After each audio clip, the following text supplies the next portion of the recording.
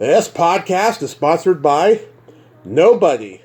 Hey dudes, welcome to Splat from the Past, the only 80s themed horror and sci-fi show where things can get totally radical. Now today I will be welcoming back the awesome, the talented, the hilarious Amy Resnick. And we are going to be not only celebrating the 40th anniversary of Paper Dolls, because I've actually seen the episodes now on YouTube. Before I wasn't familiar with the show, but now I am. We are going to nerd out on the entertainment of our youth. When I decided I was going to start doing these nerd out conversations, Amy was the first person that I thought of, and so I put her on the list. And it's going to be a great conversation today. I can't wait. Talk about movies, television, music, everything that I've talked about with the previous people and the future people as well. I've got some amazing returning guests coming on soon to nerd out on the entertainment of our youth. And they're going to be a little bit closer to my age. Not quite, but close. Close. So, here is my new interview with Amy Resnick. Hi, Tommy. Hey, Amy, welcome back. How are you, darling? I'm good. I'm back from Boston, where I was doing a show, and it's good to be back. Awesome. Yeah. I am just fucking blessed. That's all I can say. I am just beyond blessed, you know. Yeah, I got out of Reading, I moved up to Modesto, and I'm getting so many great guests. I couldn't be happier. Wow, Tommy, congratulations, man. Thank you. Yeah. So, going back in time, do you remember the first movie that impacted you as a child? Oh, you're talking about as a child? Yeah. Well, Mary Poppins. Ooh, love it. That's going way back. But the one I remember, I think, the most was Paper Moon. Paper Moon. I love Paper Moon. I interviewed the black girl in it, PJ Johnson. Wow, I would love to hear. I had her on last year for the 50th, and it was the first day of Black History Month, and I made her day. I delighted her day. She loved talking with me. We've talked on the phone since, and she is just a funny, outspoken, awesome person. And she was really, really sad when Ryan passed. We talked on the phone right after it happened. Yeah. I think that was one of those films that I think kind of reaches across a lot of generations. I mean, I don't think the younger generations, of course, really know about it. I wish they did. Yeah. I know there's some schools that perform it as a play, though. Really? Yeah. Not around here that I know of, but I do know that there are schools out there that do it. Yeah. How rare to see an actual dad and daughter playing a dad and daughter, you know? Yeah. Something very unique about that. And the fact it wasn't black and white, of course. And of course, Tatum O'Neal's just brilliant in it. Absolutely. Do you remember the TV show spin-off? No. Yeah, it only lasted 13 episodes. It had Christopher Conley and Jodie Foster, and PJ actually got to be in, I think, a couple episodes of it, and it wasn't good. Was it on network? ABC. Wow. Nah, I didn't know about that. Yeah, it was in 1974. It was just a come and go kind of a thing. But yeah. But Back to the Future for me was like the first one that truly impacted me, because just like a lot of people who love it, I can relate to wanting to go back in time and seeing my parents in high school, because they used to let me look at their yearbooks and stuff, and it's got everything in it. I just really love it. I mean, I saw The Shining at a year old, and it fucked me up. I'll tell you. That's not right. You can't undo that. Yeah. My dad had us watch Psycho at a very young age, and I don't think that was too good for a kid's psyche either. But That would be like one of your least cogent memories and the most cogent memory all at once, to be shown that at 1 year old. Yeah, well, it's funny, that movie was on HBO all the time when we first got HBO in 1984, and my parents didn't like horror, but they loved Jack Nicholson, so that's why they exposed me to it, you know. Do you remember any image, or is it that because they told you that? Oh, no, I can remember. Here's Johnny. I can remember. There's this reoccurring shot of Jack, just like looking at a blank space. After he's been bouncing bouncing the ball off the wall and stuff. That's really disturbing to me. Like I can remember that stuff at that age. Yeah. And then, of course, the little kid on his trike. Yeah, well, it's funny. When Brian Bonzel was on Family Ties, it scared me at first because he looked like that kid. Yeah. From The Shining to Family Ties, basically the 80s.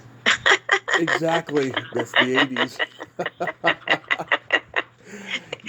Yeah, it's funny because in the 70s, you still had, Dog Day Afternoon. You had all this rawness, and then suddenly you butt up against the 80s, and suddenly, like the tone changed in terms of it stopped being so gritty, I guess.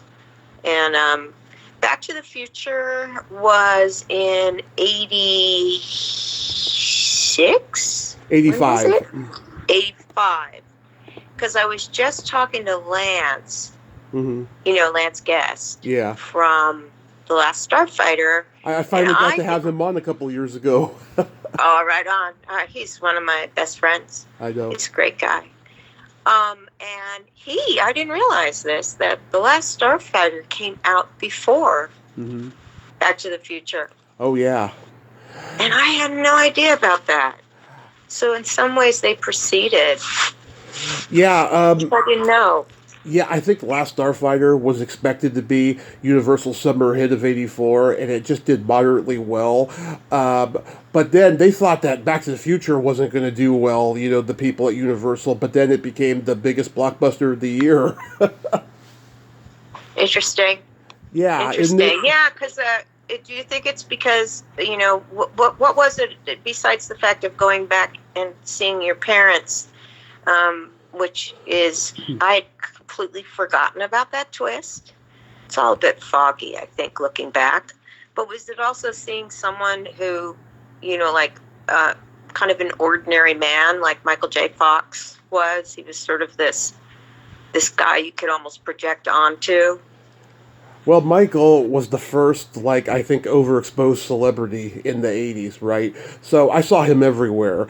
And at least he had talent, unlike a lot of overexposed celebrities we see nowadays, and we have seen in the last 20 years. But I just always thought there was something cool about him, that he was this little guy who just used his wits, and he could show vulnerability and just be funny, That's what I was initially attracted to, and Teen Wolf was another that we'd watch all the time in the house. All right. Yeah. Teen Wolf. Oh, that's right. Yeah, it's all coming back. Yeah. What was that movie with Eric Stoltz with Cher? Oh, Mask. Mask, wasn't that around then too? Yes, he actually did that movie, and then he did Back to the Future for 2 weeks and then got fired. Okay, this I had heard. Yeah. Yeah, he's an interesting guy. Yeah. I mean, he's still around. I wonder if he's still acting, Eric Stoltz. He is, but he does a lot. Actor. He does a lot of on-demand stuff and TV streaming / stuff. I don't know. It got around eventually that he was a pain in the ass to work with. So I think that's why he went from the mainstream to the low stuff. Yeah. That's my theory. Yeah, that's too bad. He's a talented guy. It's very talented. I think he should have won an Oscar for Mask. Yeah, I agree. I wonder what did win that year. William Hurt won for Kiss of the Spider Woman. Oh my God! Wow, Yeah. that's right. Wow. Yeah. Yeah, I think Stoltz should have won with Absolutely. Mask. Nobody remembers Kiss of the Spider Woman. Nobody. Yeah, it's not seminal. It wasn't. Was it kind of like The Crying Game, or no, not at all? See, that's how much I don't forget. I mean, I can't remember. I think it was the crying game for its time, but at that time, nobody knew what to make of the indie films, so it was the mainstream movies that were ruling the Oscars during that time. Oh, very much. It became very commercial. I remember at that point in time, because I was thinking, about so many of the movies from the 80s. Yeah. Because I was sort of, my sense of the 80s when I first got into it, because that's when, like, I think the first TV show, I was in college, and the first TV show I did was in college. And what I remember is, like, Apocalypse Now, Deer Hunter, they were all butted up against the 80s. They were like 79. Right. And then when you popped into the 80s, suddenly it became, John, you've got 16 Candles, it started exploring this whole little group, St. Elmo's Fire, the Breakfast Club. And so it sort of brought that whole group of actors into a place of recognition. And then I think Tom Cruise did that whole group kind of all hung out and did Top Gun, and I sort of remember suddenly it started to be this cluster of younger actors. John Hughes films, Rob Reiner's films. You got to be in one. I got to be in one. Now, he was an amazing director. He allowed you to do takes, complete improv. Like we would do, the take off the script, but he would always do improv as well. And I think directors who allowed that to happen got really cool because they trusted their actors. And I think perhaps because Rob Reiner was an actor himself, he kind of knew, once you hire an actor, let them explore. Let them bring what they have. And at that time, I remember television being so not that. It wasn't messy. It sort of started to become like Dynasty and all those sorts of television shows that if you had dark hair, you were ethnic. It was that era of very white, very blonde America. But I started thinking about, some of the films, and I started listing them to kind of go back. And I remember my boyfriend and I, we worked at a movie theater, like one of the large movie theaters in Westwood. Mm-hmm. So, Tommy, we had free tickets to any movie we wanted to see. Oh, yeah. Right? It was like the best job, right? And so I remember us being able to go to indie houses a lot. Like, that's what you do in college. You go to see foreign films, right? Mm-hmm. And I remember the New Art in L.A., and some other houses in LA. So suddenly independent film was really, foreign film was really available. And I started remembering, like, at the same time, like, as Bill and Ted's Excellent Adventure, who's, by the way, written by a couple of my friends, Chris Matheson and Ed Solomon. Oh, yeah. Wonderful writers. Bill and Ted. Yeah, Bill and Ted, which I guess they keep on saying they're going to bring it back. Yeah. I keep hearing rumblings of it. Well, they did do one a couple of years ago, Bill and Ted Face the Music. I personally didn't care for it. I thought that there's elements of it that could have worked in the 90s, but now I just thought they were too old, Yeah, that's interesting. But I started thinking about films like Do the Right Thing, Brother from Another Planet. Love that movie. Like Amadeus. Oh, yeah. I mean, there was some great film. Diva. Did you ever see Diva? Kind of the new wave. Diva. Probably. I can't place it. And then it was, Gloria, Cinema Paradiso. really stood out to me. Did you ever see that film, Tommy? What's it called? Cinema Paradiso? No, I mean, I have seen foreign films, but not like every one of them. Well, Cinema Paradiso, I think, I, I think you dig it because it's about a famous film director who comes back to his little town in Sicily where he grew up. And you see the story of how he fell in love with film.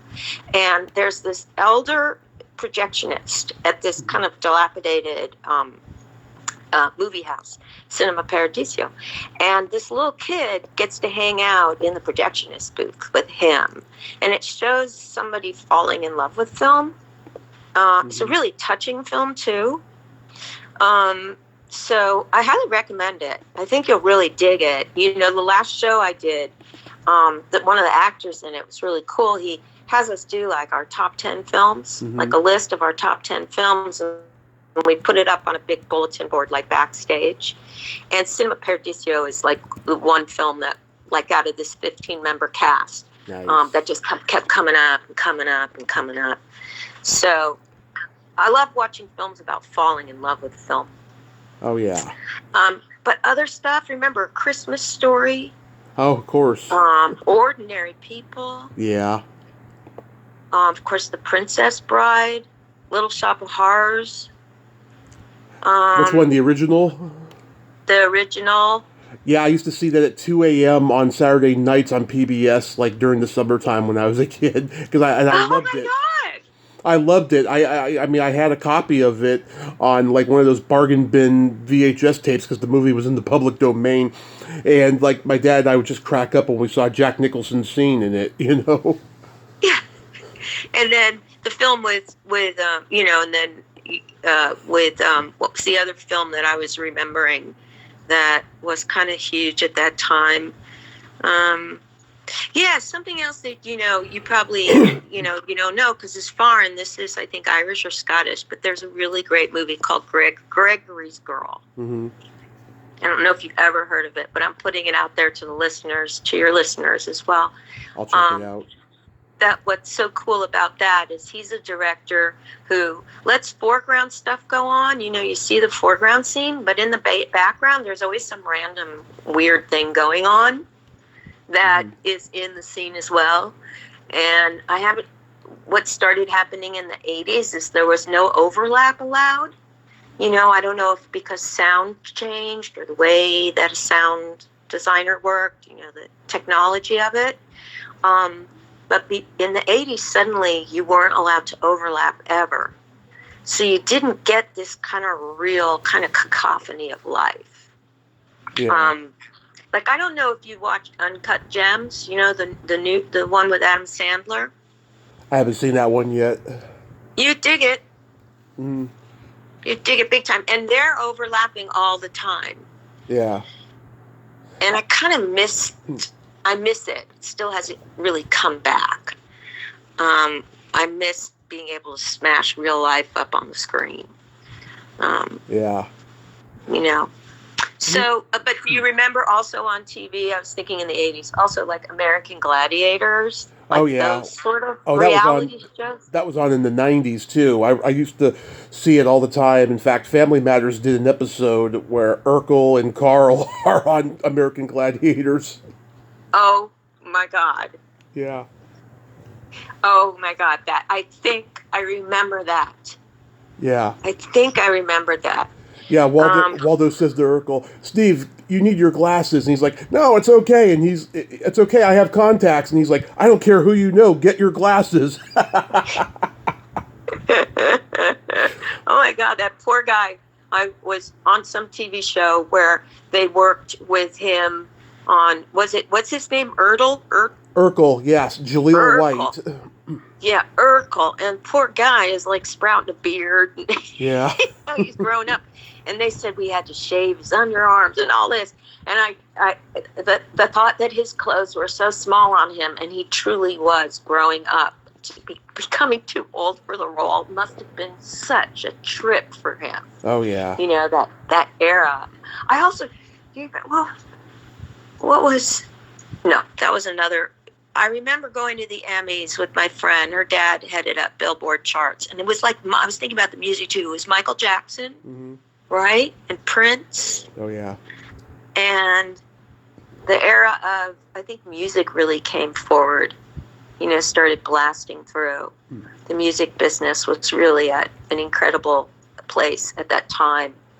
Yeah, all the musicians and actors hung out. Yeah, they hung out, and soundtracks within films. I think it's like when John Williams first came out, right, with his soundtracks.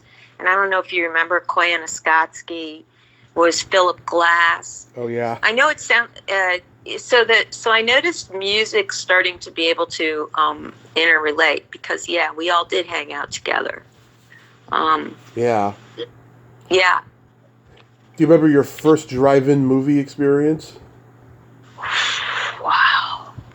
I mean, there were always dates, and I really don't remember the movie. Oh yeah, my dad went to several movies in the 70s 3 times because he was making out with a chick, and then he saw the movie the 4th time and absolutely loved the movie. But it took him 4 times. Yeah. To actually be able to see it. Was he bringing the same woman or girl, or was he? He was bringing the girl, yeah. They'd go see Rocky. They'd go see Animal House. They'd go see The Groove Tube. Yeah. Yeah. Saturday Night Fever. I don't know if he went to go see that one, but yeah. Yeah, that's funny because I don't freaking remember any movie I saw. And that's why it was not to watch. That was always like the 3rd date.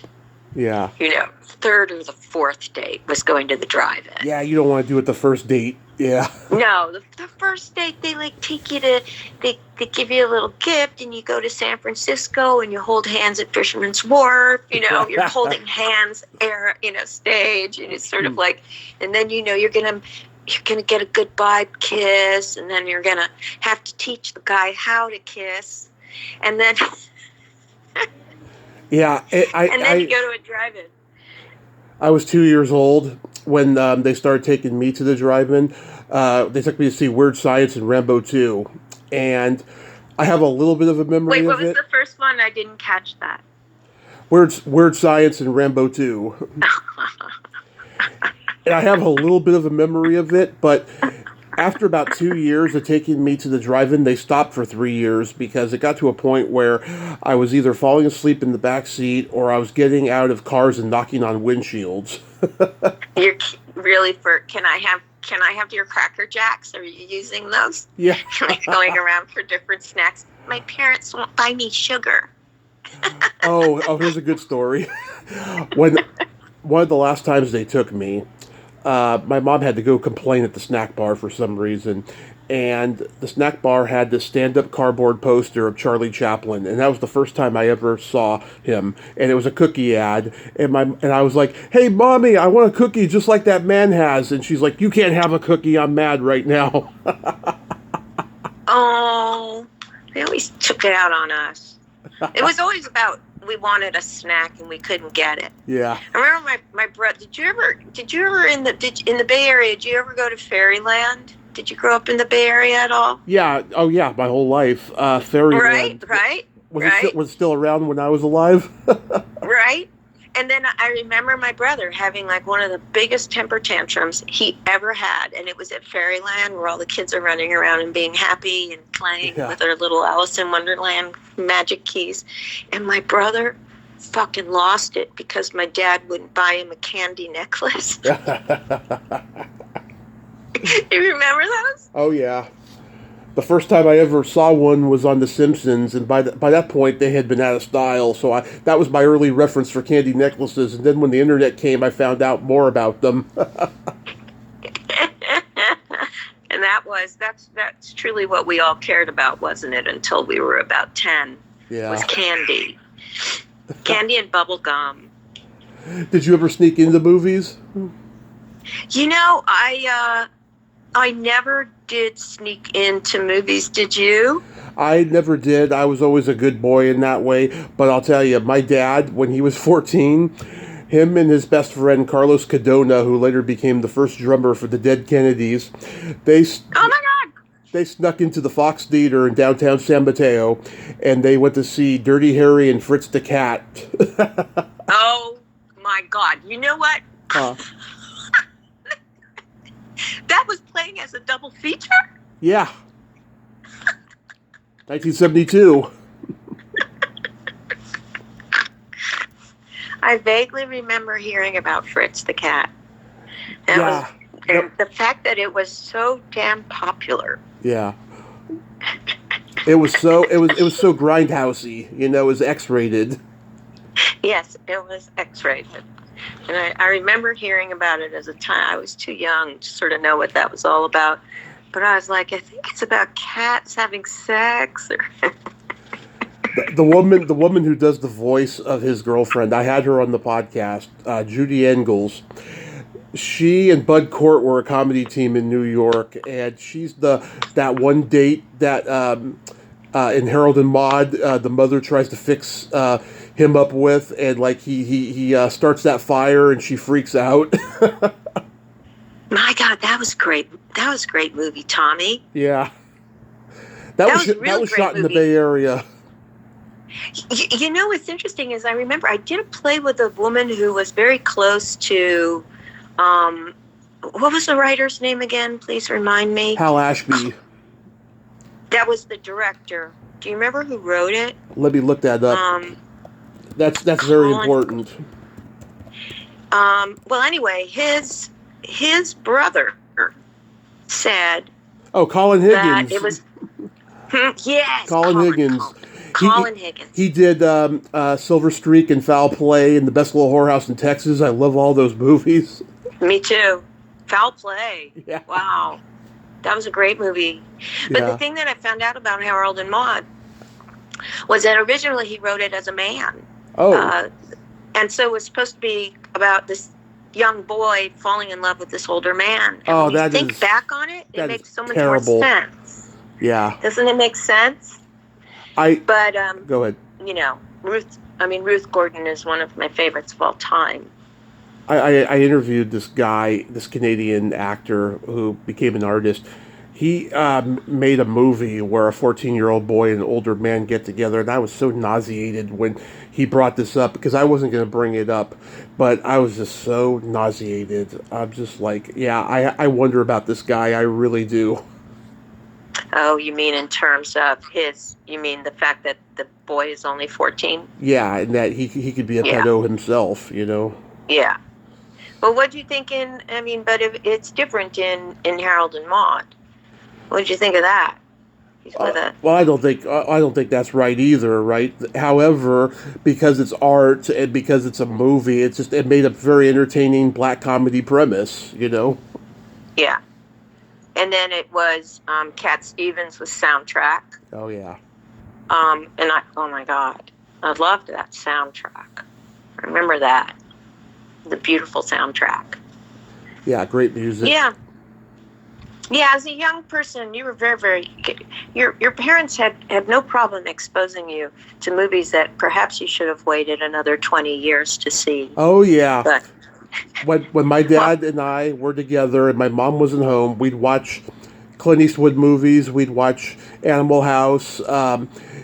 If there was nudity, he wouldn't let me see it, and I thank my dad for that. You know, I saw it on my own later, but I thank him for that. You know, he had to have some kind of moral, and that was his moral. Like, anytime nudity was on screen, I had to turn my head. So Land of the Giants was out for you. Land of the Giants, you mean the TV show?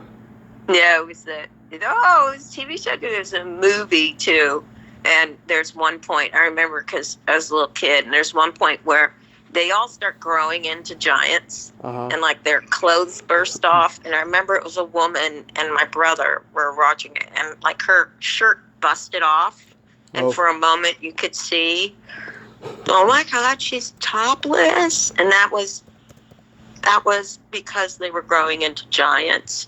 And we were blown away and tried to play that scene again and again on the VHS. You mean Village of the Giants? Village of the Giants. Different than the Land of the Giants. Yeah, right. with the former Disney kids, Tommy Kirk and Johnny Crawford. Oh, that's... Yeah. I You remember. went from Disney to the... Yeah, Burt You Gordon started directed it. He actually died about a year ago. He was like 100 years old. Wow. Yeah, Wow. Wow. crazy. So we were talking about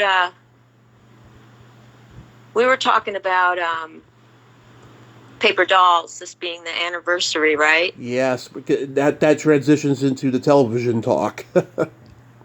Yeah, I mean, because that's what I was thinking about. These are some of the shows I remember doing, acting in then. And I remember doing Saint Elsewhere. Remember Saint Elsewhere? Oh yeah, we talked about that one last time. I went back and listened to a little bit of our previous conversation. Yeah. And then, like Simon and Simon Simon.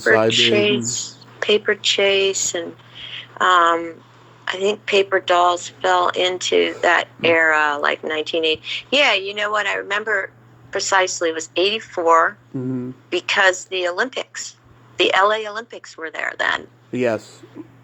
And I remember that one of the cast members slept with almost all the Kennedys. Yeah. And then another cast member slept with almost the whole men's swim team. Well, guess what? Mary Lou Retton was like my older brother's wet dream at that time. Yeah, she had that great smile, you know. Yeah. Thank God she's okay. I think she was sick with pneumonia or something, and she's okay now. I heard she had some health But yeah, issues. boy, Yeah. man, it was like cover of Wheaties, man. The 1984 Olympics were freaking huge, I remember. And everybody in LA emptied out. They were warning you it would be completely congested. Mm-hmm. And my boyfriend and I stayed in town because basically, we're poor college students. Mm-hmm. And it was amazing. There was no one on the freeway. I mean, it was almost apocalyptic. Yeah. It was phenomenal. And so we got to see one thing after another because there was a whole arts festival that went on with the Olympics. Yeah. And so I remember I was filming this kind of very glossy TV show. Yeah. And at the same time, Seth and I were going to all these gritty independents. So it was funny working in television, which was mostly very G-rated. Can I guess Seth's last name? Oh, Seth Barish. Good. That wasn't the one I was thinking of. Go ahead. Yeah, no, not a bad person. No, he's like, I love Seth. We're still friends. He directs Mike Birbiglia in all of his films. Mm-hmm. He directed Old Man in the Pool. I don't know if you know Mike Birbiglia. He's a comedian. I've heard of him, yeah. Very, very wonderful storyteller. Yeah. So he was, and anyway, he's a director in New York, and he acts in TV, and he turned out to have a really great life in New York. He's a good guy. Yeah, I remember you. Who did you think that it could have been? Seth Kaufman. Oh. That guy, oh God. So he jerked me around for 2 years about coming on the podcast, and then he just said he wasn't going to do it, and he was just such a dick about it. And I don't know what happened to him in Hollywood that he just doesn't want to talk about. It's weird. Ah, yeah. Skeletons of the 80s. Yeah. Yeah. The 80s were freaking crazy too because there still was a lot of white powder involved. Yes, there was. And I'll tell you, when I would do a night shoot, it'd be like 4 a.m. in the morning, and I'd be drinking coffee after coffee after coffee and going, I don't know how the hell they do it. And then I found out the entire crew was on some sort of white powder. And so in a lot of ways, those hours, those 24-hour days or whatever they were, I mean, they put rules in, SAG rules in. Mm-hmm. But it was because the director was fueled. And so he had no sense. It was mostly men then, directors. No sense of energy of an actor and what they need. Mm-hmm. So it took me a long time before I figured out they were on a completely different, aid drug. And that's why they were able to do that. But it was very fueled. I always think about the performances, too, that you see, Mm-hmm. Do you remember, if that affected the performances? I know I'm jumping all over the place. But do I you love it. remember starting over with Burt Reynolds and Jill Clayburgh? Of course, yeah. Oh my God, that was like one of Daniel Stern's first movies. Yes. Okay. So I was working in the movie theater then. Mm-hmm. It actually has. I love this one scene where Burt Reynolds is having a panic attack in like a department store. Someone gives him a little paper bag to blow into, and then she asks Jill Clayburgh, "Does anybody have a Valium?" And there's like 30 people there, and they reach into their purses and pockets and go, "Here." I forgot about that. Yeah. Yeah, here. So I saw that movie multiple times, right? Because I worked in the movie theater. I'd go in and out, in and out. But what was cool were the people who came to see the film. We got to meet all these really cool people. And did I talk about this last time? Cloris Leachman, who I love. I think she was brought up. I remember you told me the Cary Grant story. Oh, Cary Grant. But at the movie house, it was John Travolta came in with Epstein, whoever played Epstein. And Cloris Leachman came in, and she came out of the movie and she goes, "I've seen this already. Can I help you guys clean up?" She fucking helped us clean, excuse my language, but she helped us clean up our little popcorn and our candy. Yeah, I can swear. I can fucking swear. And so, yeah. And so, I'm so used to being where the rules are. I changed Haiku Tunnel from a PG to an R because I went, oh, fuck, and they didn't edit it out. So that's why I'm so careful about it. But there's Cloris Leachman, John Travolta, and then the thing I remember the most is they had these ice cream. They came from the Bay Area. They were like 2 oatmeal cookies with ice cream in between and then dipped in chocolate. And it was called an It's It. And so like an ice cream sandwich, but better with oatmeal cookies. So this woman comes in, she has like permed hair, so she's looking down and I can't really see her face. And she keeps pointing with a really long finger, I remember, and fingernails. She keeps pointing at different things. And I'm like, you want junior mints? She shakes her head. She doesn't even talk. She shakes her head. She points at, she points at finger again. I go, you want a drumstick? That's not kind of ice cream. No. Sandwich? You want an It's It? And she lifts her head and she nods, and it's Barbara Streisand. And John Peters, who she was, I believe, dating at the time, was right next to her. So working in this movie theater, because most first-run actors would come and watch their first-run friends, I remember Bob Dylan being there. He had been stood up. We felt really bad for him. I remember him just walking around with his head hanging, hoping his date would show up. But we got to have this brush with our screen idols as well. And I think Star is Born was before. That must have been in the 70s, something like that. But it was still the era of huge stars, huge media stars. Oh yeah, there were those B movie stars in the 50s who got success on television in the 50s and 60s, and then they were still around in the 80s, like John Forsythe and stuff. Right. And then you really had this kid movement in the 80s. You really had this Molly Ringwald, young people, the teenage experience. Yep.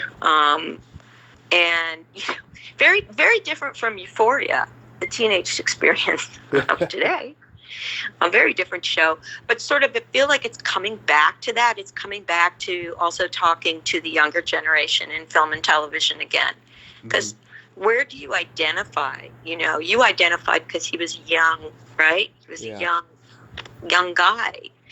And I felt like the 80s was full of that because I felt really lucky.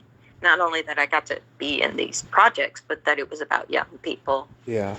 And I remember, like looking at TV Guide in those days, it was just network. We had like I would be in TV Guide. Yeah. Like recurring regulars.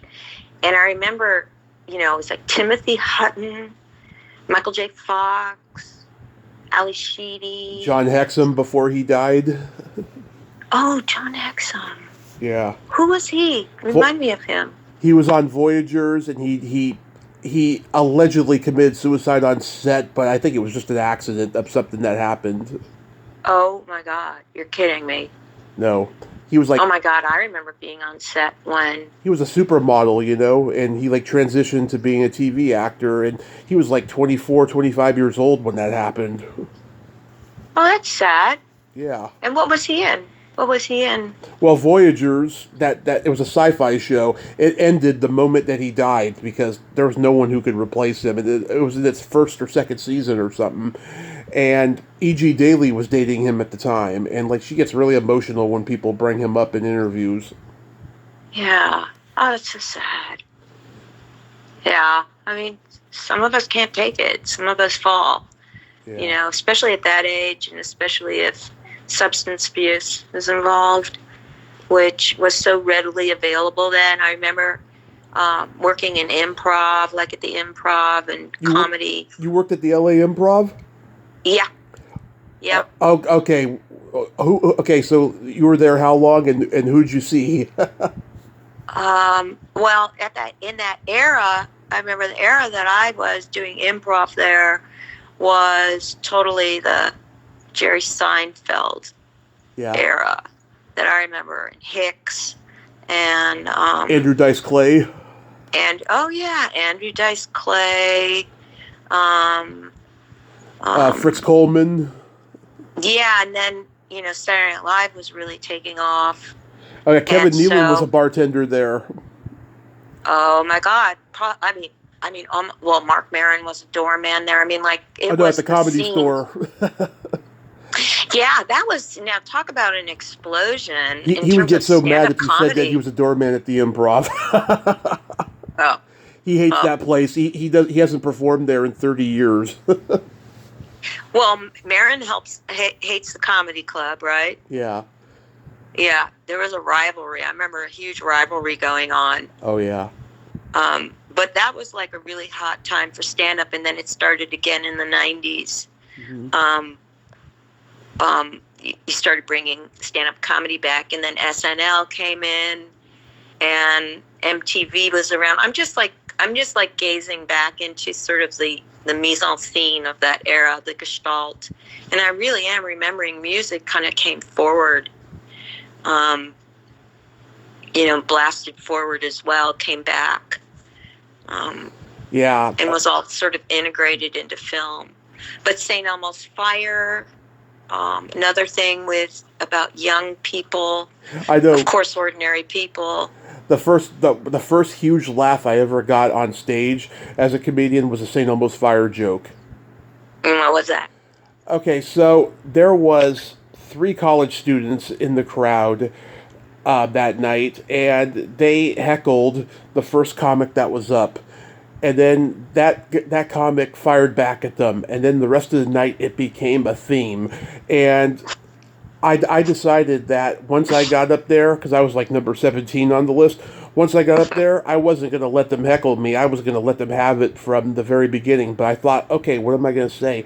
And then I looked at the way they dressed. They dressed like the cast of St. Elmo's Fire. So I went up there and said, hey guys, 1985 called, they want St. Elmo's Fire back. And it got a huge laugh. They literally, they walked out. And I was like, was it something I said? And then that got a bigger laugh. And then the rest of the night, I was okay. I was okay, but those were the 2 biggest laughs of the night for me.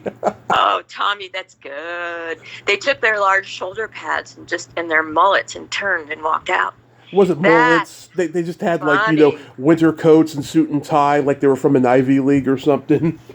Oh, then there's that. The preppy. Yeah, the whole preppy movement. Preppy, that's the word I was looking for. Yeah.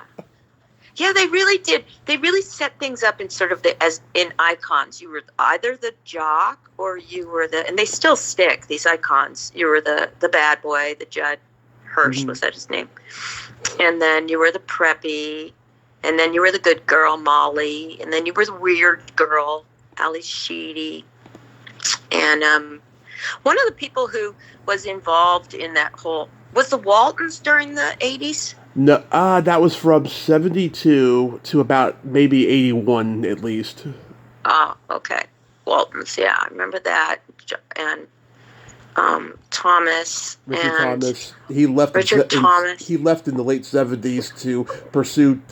He thought he was going to be a theatrical movie star. He ended up becoming a TV movie star. Yeah, yeah. And I think it was sort of also, then came the HIV, horrible HIV was sort of at the end of the 80s. And so the temperature of film really changed at that point. But there was that era that I remember in the mid 80s. It's interesting because Reagan came into office, right? It went from Carter and sort of still aching from the Vietnam War. By the way, I loved Jimmy Carter. And, I was a Northern California girl in LA, UCLA, which I fucking loved being there. The people I loved. But I remember, I sort of still had that more liberal kind of hippie viewpoint. And I loved the Carters. I thought that they were the most humanistic leaders we'd had in a very long time. And then along came Reagan. And I remember the day because I had just turned 18, and in the 1984 or whatever it was, I'm getting the dates wrong, but around that time, Tommy, they allowed people who were 18 to vote. It was lowered from 21 to 18. And I remember, voting for Jimmy Carter and finding out I was at lighting lab at UCLA trying to do my lighting plot. And I'll never forget, I heard the news. Tim Robbins told me. It was Tim. And I was against the lockers where we put all our light plots, you know what I mean? And I slid down the lockers and I was slumped onto the floor with my knees up and hugging myself like in a fetal position. And Tim said, "What's wrong?" And I looked up at him and I said, "Reagan won." And he goes, "Yeah, I know." And I said, "It's all over, Tim. It's all over." And I was a pretty deep kid, but I was like, it's all going to be about money now. It's all going to be about money. And then it was. And that's when unions were busted and, the airport controllers were all fired by Reagan. And I remember thinking then as an artist, okay, we're going to go to PG. We're not going to go much below the surface anymore. Was my feeling, because on television I felt like that's what was happening. We weren't like going beneath the surface, at least the stuff that I participated in. I mean, The Sure Thing, yeah, it did, but you got to think about it. It's a male fantasy, you know. A lot of the stuff I was doing was kind of more a male fantasy, like Tom Cruise with Top Gun and Getting the Gorgeous Girl, and so as a young woman, that's why Paper Doll stands out to me. As a young woman, I didn't really have a lot to look at in the mid-'80s that I could really identify with. And there was this one film, and I was just figuring out that I was gay, I think, maybe 85, 86, 87, something like that. And there was this movie I remember that came out called Desert Hearts. And no one would know about it unless they were a gay woman. But it was this seminal film that came out. And it's very sexy and all that, about a woman who is a divorcee. And in those days, they had divorce ranches that you went to. Literally, back in the 50s.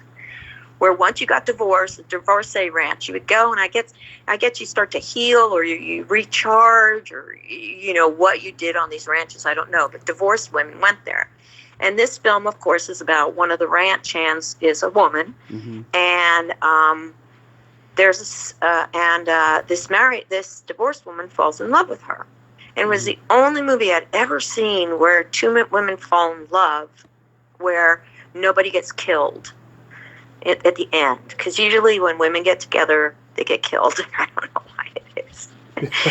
and I remember there was this one scene where the divorced woman is being driven by one of the state's ranch hands to bring her to the ranch. And the paramour, the young woman, the ranch hand, she's driving the opposite way. And they're sort of on a highway. And suddenly you see the young woman, who's really hot, by the way, super hot. Suddenly she starts driving in reverse at 65 miles per hour so that she's in line with this car that's going forward. Mm-hmm. And she kind of keeps her gaze. So she's traveling back at 70 miles per hour, 75 miles per hour, and reversing. And then, they separate and fly off into the distance. And I was like, fuck. It wasn't until I think Thelma and Louise where I felt like there was that really, you could be kind of bad, you could be powerful, your life could be fucked up, but that you could find some kind of, you could win as a woman somehow. Yeah. Now, of course, Thelma and Louise, they do die because they drive off a cliff. Yeah. So feminism can't last long, I guess. But I remember that particular movie changed a whole generation of gay women. Mm-hmm. It was the first visibility we had and the first media we had where we could see ourselves. Yeah. So as a gay woman, a very young gay woman, I remember that being like the seminal movie for me. I'd forgotten about that. That was probably my first exposure to women being gay, because I didn't know that was possible yet. I knew about guys, but I didn't know about the women yet. And yeah, I mean, I've been friends with so many lesbians in my lifetime. They've been so good to me because I'm different, they're different, and it's just a wonderful friendship,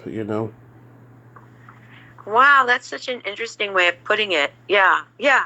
We understand difference. Actually, we love difference. Mm-hmm. And then it was after that, when I started working more and more in Hollywood, we became the Luppies, which were the upwardly mobile lesbians.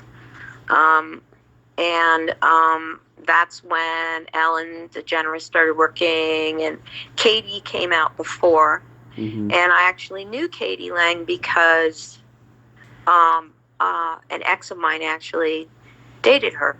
Mm-hmm. So I remember asking her, how the hell do you go out there as an open gay woman from Alberta, Canada? This is like you said, you did maybe Joan Armatrading, which is a really, I sort of knew she was gay. And so for me, so I asked her, I said, how do you have the guts? Do you feel like you're going to be attacked? And she said, the way I think about it, she says that I'm a person of the light, and it may be a sea of darkness, mm-hmm. but another person of the light will realize that they too can be in the light as a gay person. Oh. Saying, and I thought that was pretty deep and pretty sensitive, but that's heroic. Yeah. I mean, to go out there and be hacking away at the jungle brush and paving paths. So much of that happened in the 80s too, but it was all underground. Yeah, it was very subversive when you look at it in historical context. Let me ask you some Paper Doll stuff. Yeah. Because I've watched all the episodes on YouTube now, because I wasn't familiar with it totally before, but now I am. I saw that second episode. You're at that swanky party.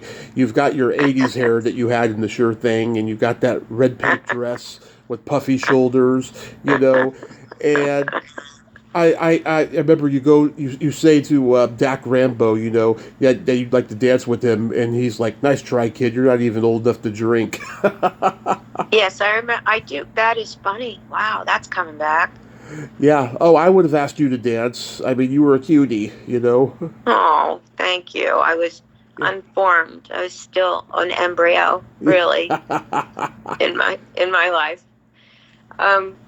What was so cool about that series is they started, you noticed because I was only supposed to be on one episode, and you noticed I started having sort of a recurring role where I'd have little scenes throughout. Yeah, like by episode 4 or 5 or something, and then you were recurring. Yeah. And the way that happened was because in those days, when they would write, you had a front 9 and a back 9, you did 18 episodes then.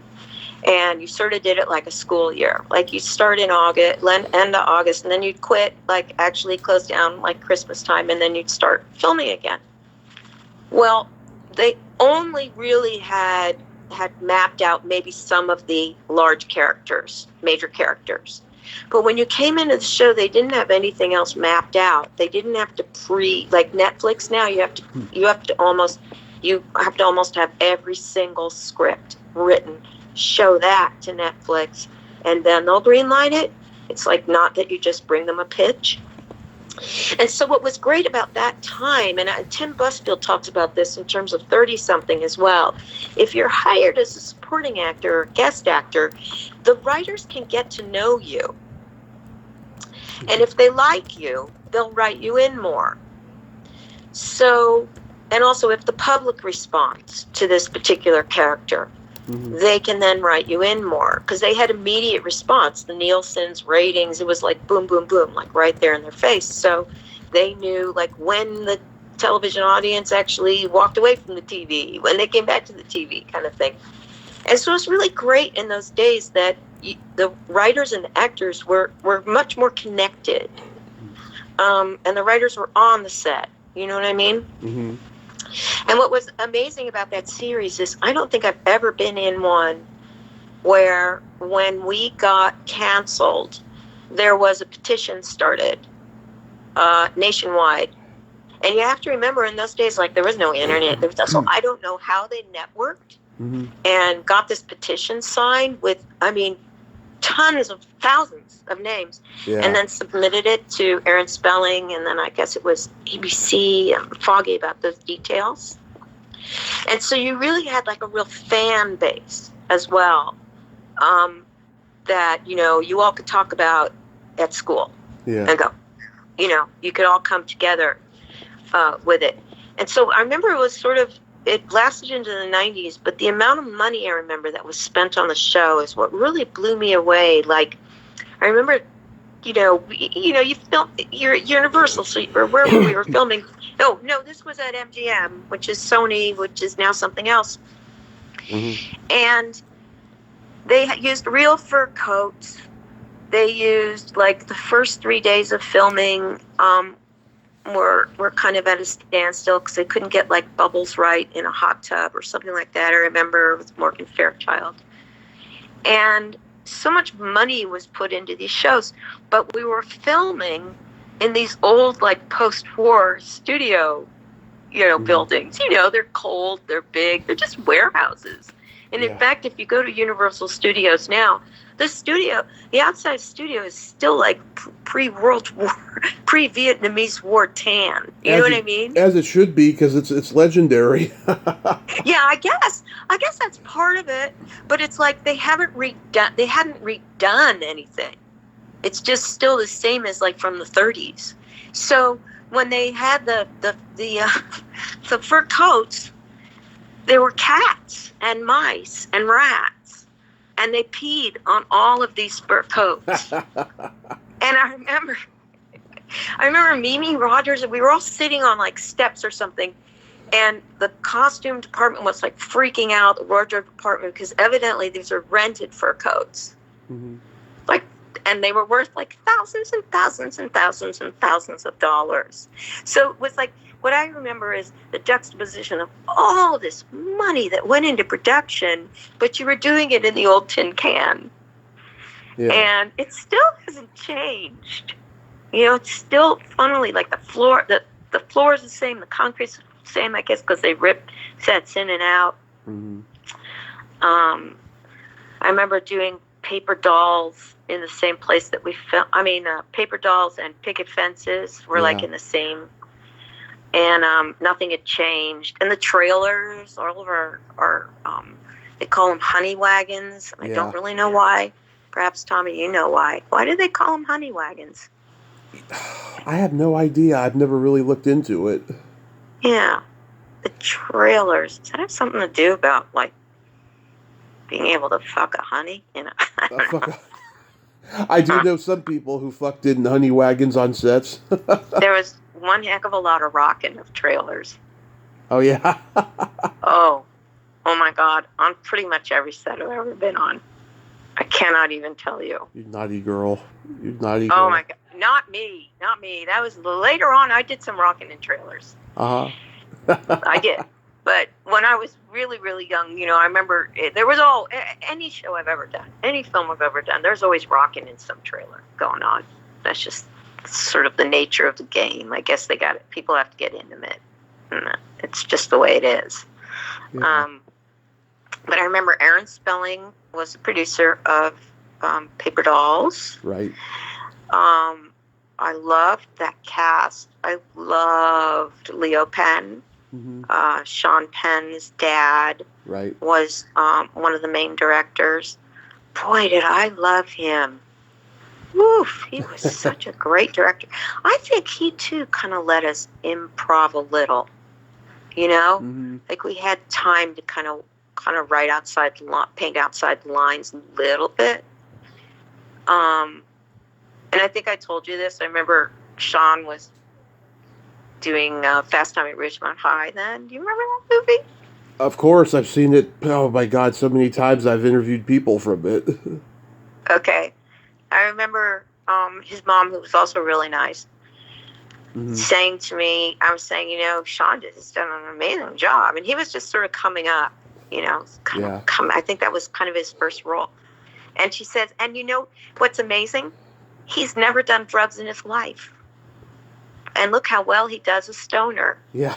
And I just remember my chin just sort of dropped down a little. And then I went, oh, give away. And I went, yeah, that is amazing. Oh, yeah. He wanted to be Spicoli 24/7 on that set, and they thought he was a crazy person because they had never seen method acting up close before because they were all young, But he did it, and then they finally met him at the rap party that they because they had Spicoli for that whole month they were shooting. Oh my God! So he stayed in character that entire shoot? He had to be called Spicoli. He had to have Spicoli written on his director's chair in his dressing room. Everything. He had to be Spicoli 24/7 on that shoot. Oh, see, that's fascinating. Yeah. And then, of course, there's Nick Cage, too. Oh, yeah. He was Nicholas Coppola back then. Yeah, he went deep, deep, deep. Yeah. Matthew Modine. I remember him. Yeah, yeah, he did Private School like the next year. Yeah, sweet, sweet guy. Yeah, Sean Penn was a real breath of fresh air for me. As a really young actor, I really dug what he was doing. Did you know Chris? No. He was great. He did a Cameron Crowe's follow-up to Fast Times, The Wildlife. Wow. Yeah, that movie didn't get as much attention. It was just a generic teen film, but I like it though. There's a lot of great stuff in it. Yeah, he's a good guy. I remember him. Yeah. The bigger guy, right? Well, he got big later, but back then, him and Sean looked like twins back then. Wow. Yeah. Wow. Yeah. Yeah, Sean Penn's still doing really interesting stuff. Yeah. And then I remember Rob Lowe. Yeah. That whole era. Yeah, these were all kind of like our peers, Daphne, Zuniga, she was my roommate. We kind of all came up together. Carrie Noonan. So there was a sense of kind of like we were college kids doing movies. There's Carrie Noonan, yeah. Carrie, one of my best friends of all time. Cynthia Edgar. Oh, another incredible actor. Yep. She looks Wonderful actor. She looks like a 40s blonde bombshell. Wow.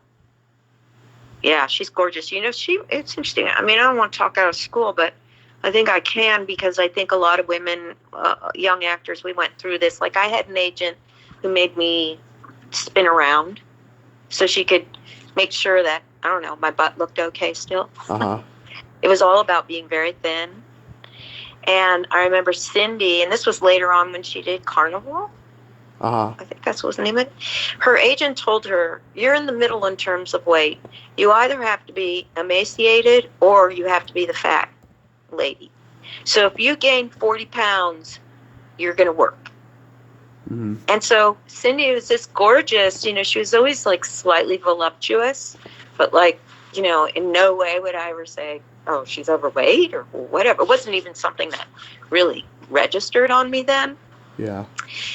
And so to hear now that she's this blonde bombshell, that she's decided to like return to her beauty is a good thing.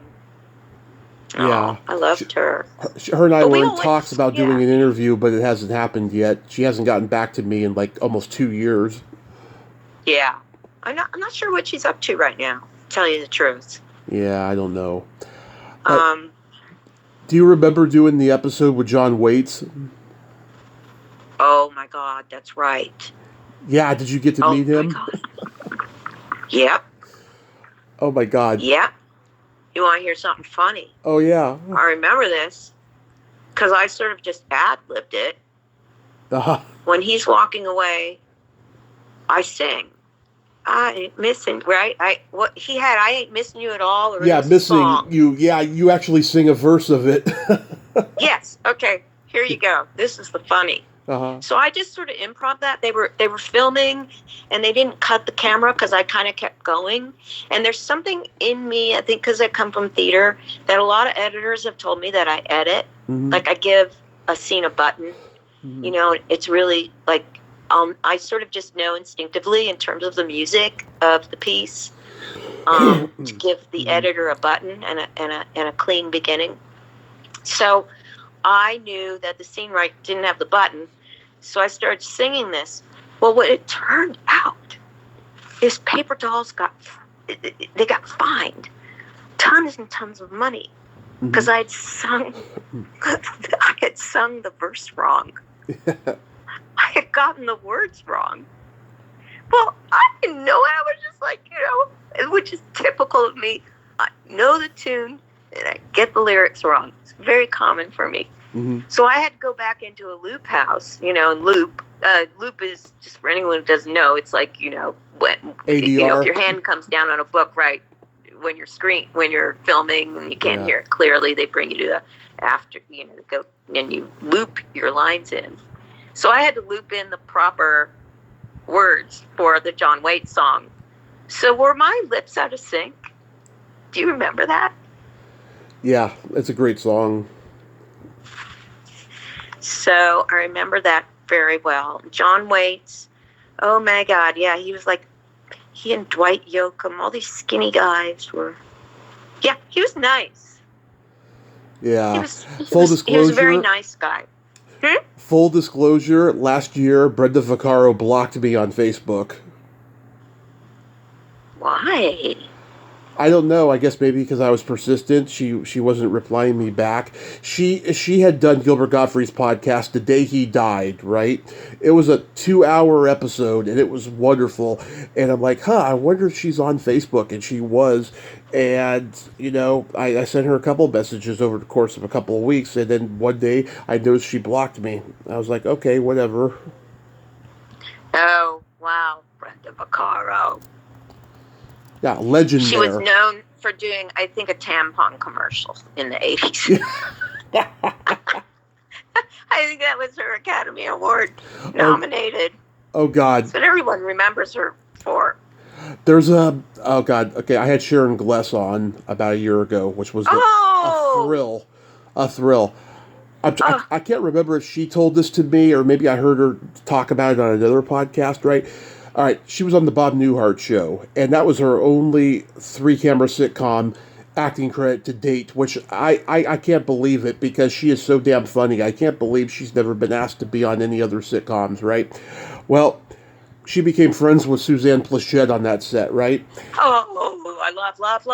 I had a huge Suzanne Plachette held nothing back. I mean, she had a potty mouth on her, right? And one day she told her, she was talking about she got asked to do a tampon commercial. Or no, a douche commercial. I'm sorry, a douche commercial, right? Was it a douche commercial? It was a douche commercial. And she told her that she had told this to Esther Williams. And Esther Williams, who also didn't hold back, said that she had just done a what was it? Something related to the female anatomy, right? A commercial. And so Esther Williams said, "Oh my God, I have to do a commercial where I say that my vagina smells wonderful, and you have to do a commercial where you say that your vagina stinks. What's Hollywood coming to?"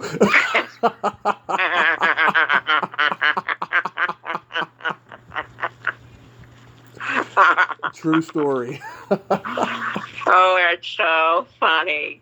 Yeah. That's very funny. Yeah. Hilarious. Yeah, it makes you a lot of money in those days. Commercials like, I did a Die Hard battery commercial.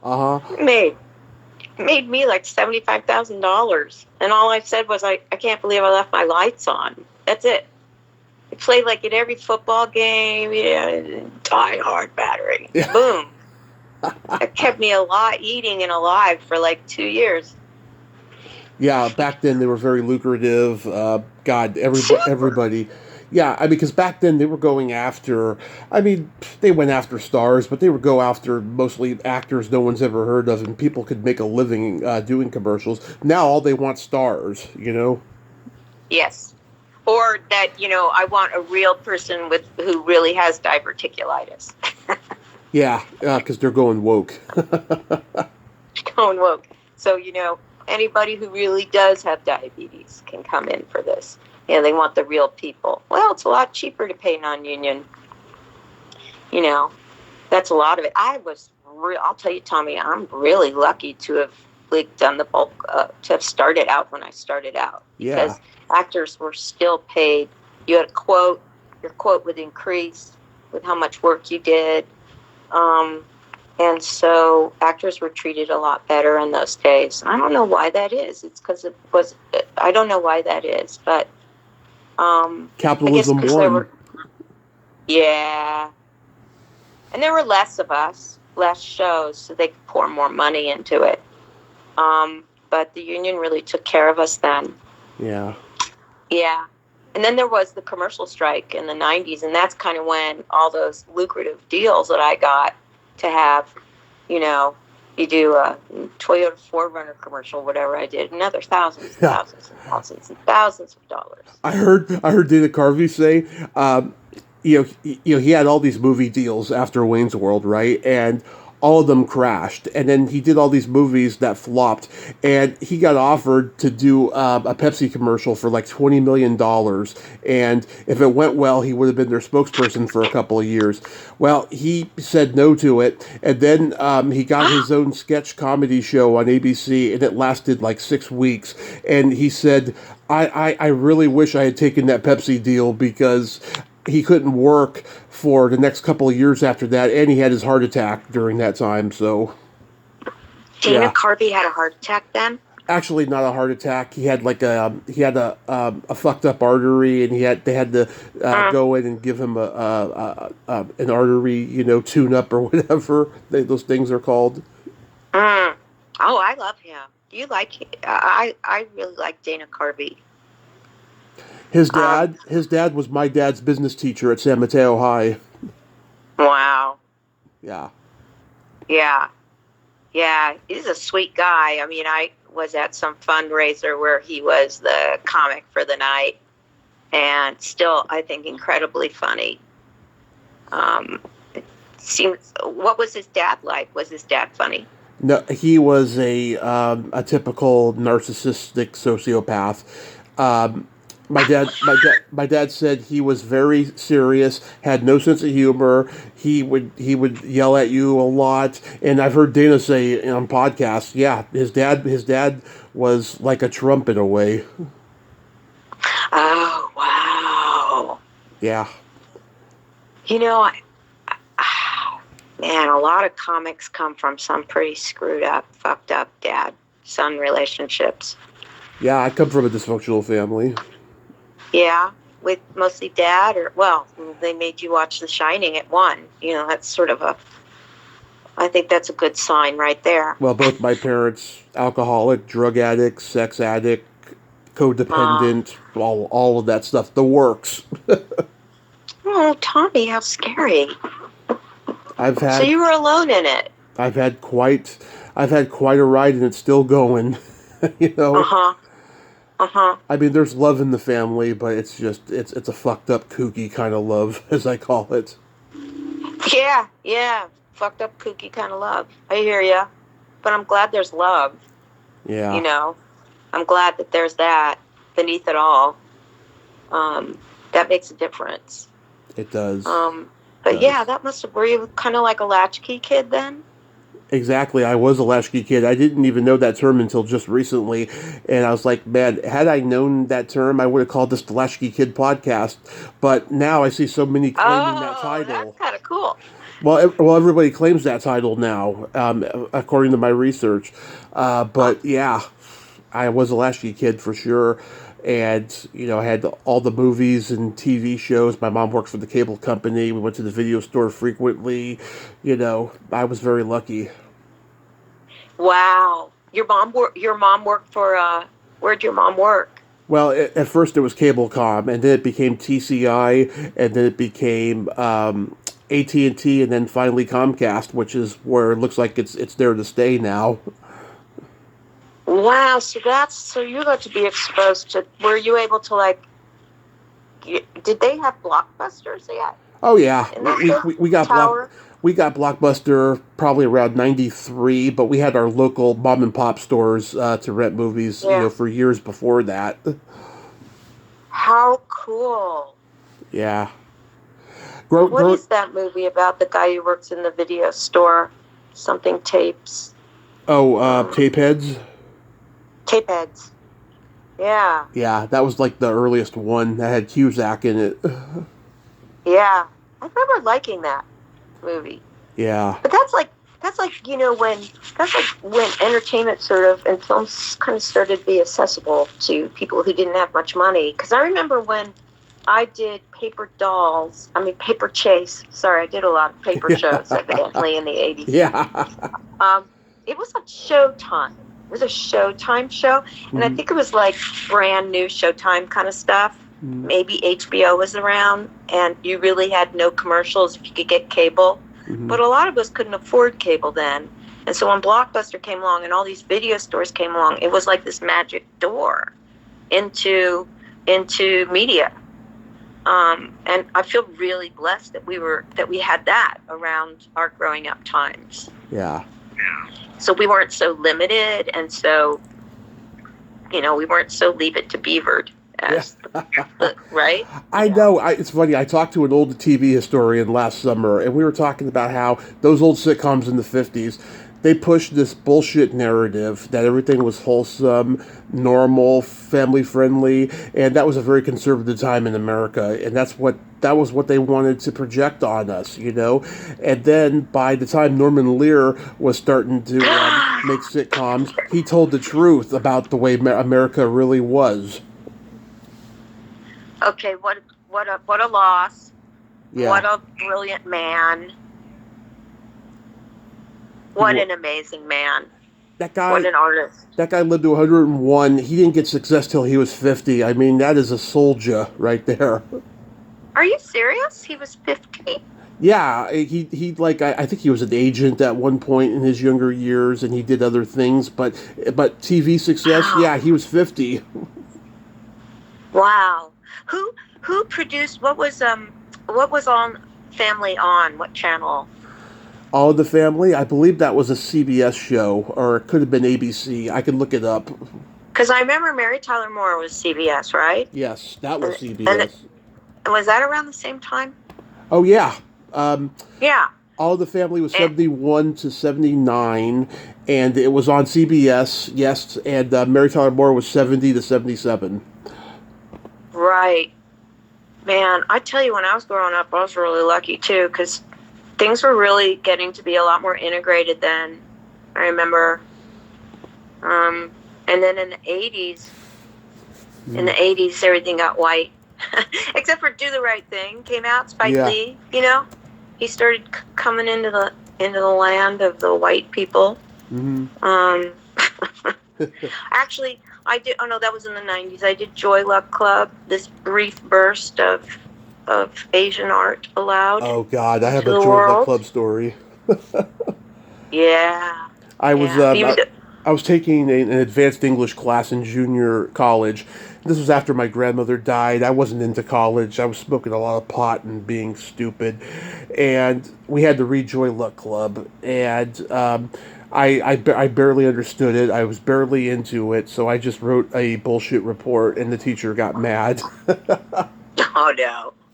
Yeah. Well, it's definitely a niche movie, but I think if you're a woman, if you were a young girl or a woman that especially anybody of minority level, that you did get that film. I think as a young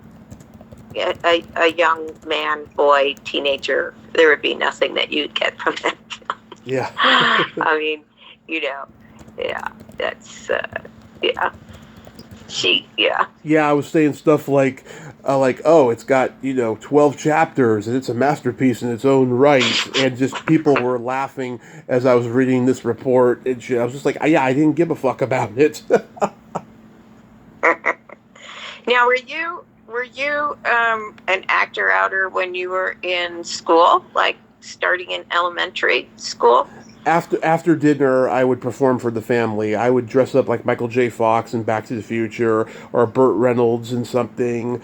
Oh my God. And just entertain the family. I would imitate all my favorite comedians. I love Sam Kinison and Dice and Bobcat Goldthwait. I would imitate all of them. I was always doing that stuff. But Oh my God. the theater scene in the Bay Area, especially for kids and at school, it was very cliquey, very rich snob based. It's just like, I just never fit into it. And I was a big kid and I had Asperger's, and it wasn't the right thing for me. And I was always hoping that someone would come to me and kind of recruit me, and it never happened. I went on one audition when I was in high school for The Sound of Music, and I couldn't sing or dance, so I didn't get it, so it discouraged me. Yeah, one experience like that can end it for a kid. Yeah. It's tough. You're so damn sensitive. I'm sorry that because theater really is very all inclusive for me. That's been my experience. Yeah. But I do remember back kind of there was definitely a click thing that happened that thankfully in television and in film with actors, it became very cliquey. Yeah. In the 80s.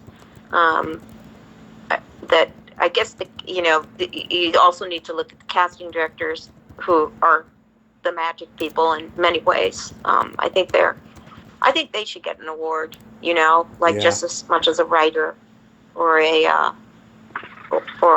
composer. I think there should be casting director awards, because they're really the people who find these people and assemble these people.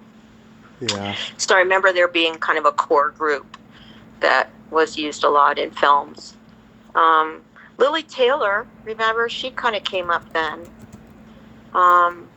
Really interesting actor, but she was outside the clique. Like Demi Moore was in the clique, she was outside the clique. Yeah. John Cryer was around that era. Matthew Broderick. Who? Matthew Broderick. Oh, Did yes. you like Ferris Day Bueller. Off? Ferris Bueller? Yeah. I dug that one. Yeah.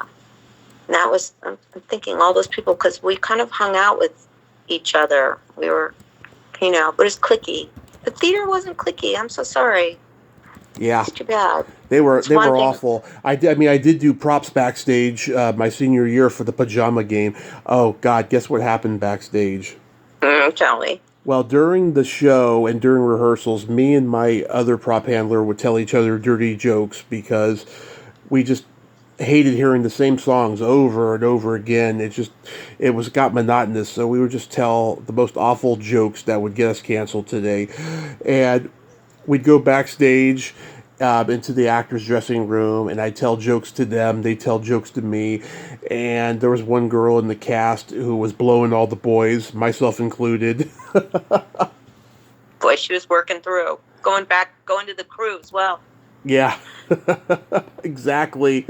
Yeah. Oh God. I think she's embarrassed about it now. She's not on social media, and like I saw her at one of our reunions, and she wouldn't talk to me because she probably found out I Oh told God. somebody. So what happened? So you were telling these dirty jokes. Oh, we told dirty, dirty jokes. Some of them they bordered on racist, misogynistic, homophobic, the works. Because you were so bored. Was we were bored, yeah, because we're hearing, it's the pajama game, so we're hearing, this is our once a year day, once a year day. Oh my God, Yeah. that's right. Oh my God, I think Hurry in up, our we high school can't they did waste that. time, hurry up. Oh my God, that's right. Yeah. That's right. It's true. When you're on crew doing a Yeah. show, like how I don't know if they did like at the level at high school, but they have headphones that they all wear, right? Yeah. So they they're on walkies so they can communicate. And when you're backstage as an actor, the last show I did, I didn't really have a break backstage. But if you do have a break, I'll always pick up one of those, that's hanging on the post, and I'll hear what the stage manager and the crew is saying. Yeah. And they are fucking reaming the actors. Yeah. They're telling incredibly dirty jokes. Mm-hmm. So nothing's really changed. But there was this one play I was in where this actress had to take a pause in the script. Mm-hmm. And we did the show on tour. So it went on for about 8 months. And her pause would just get longer and longer and longer.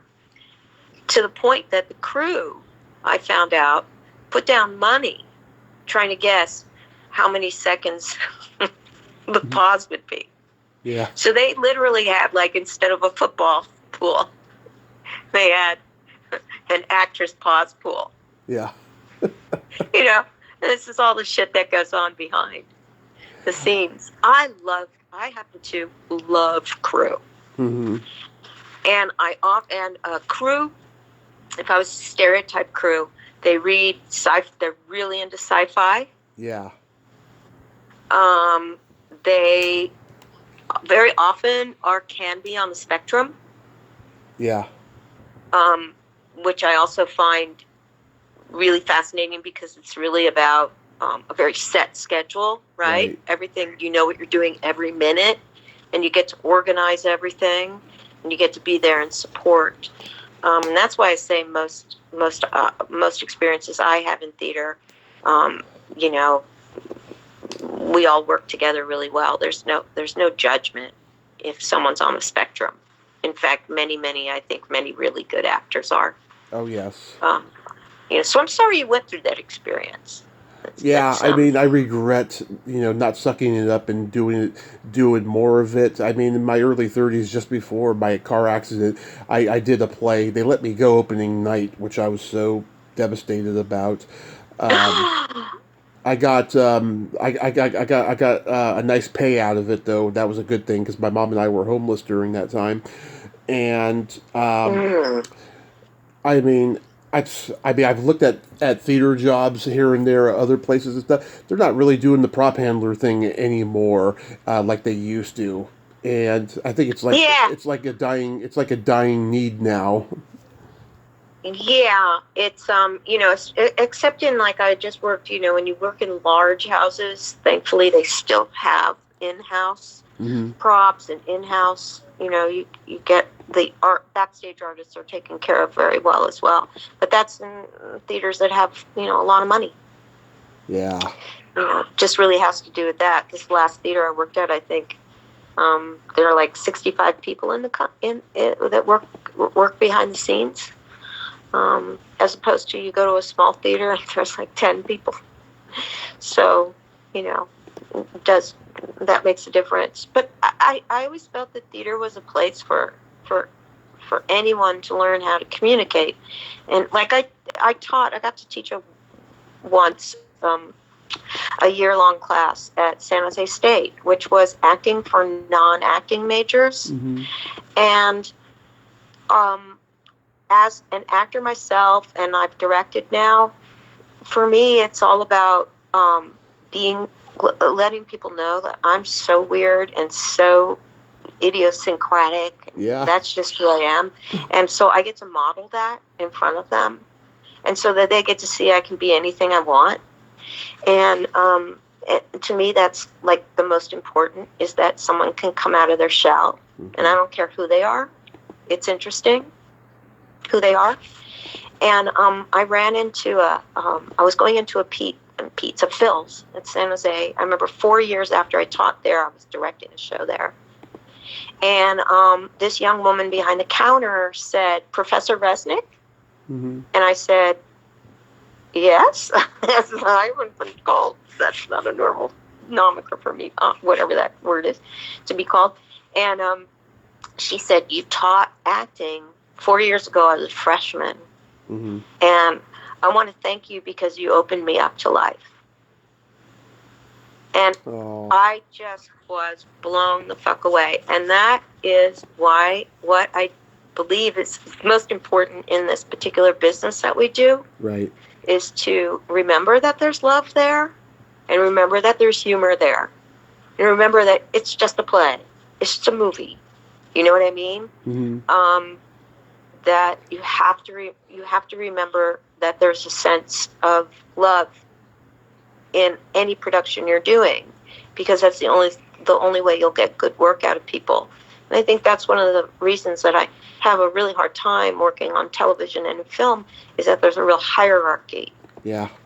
Same here. And yeah. I have an addiction that's called being comfortable, and if I'm uncomfortable, I'm gonna fight it.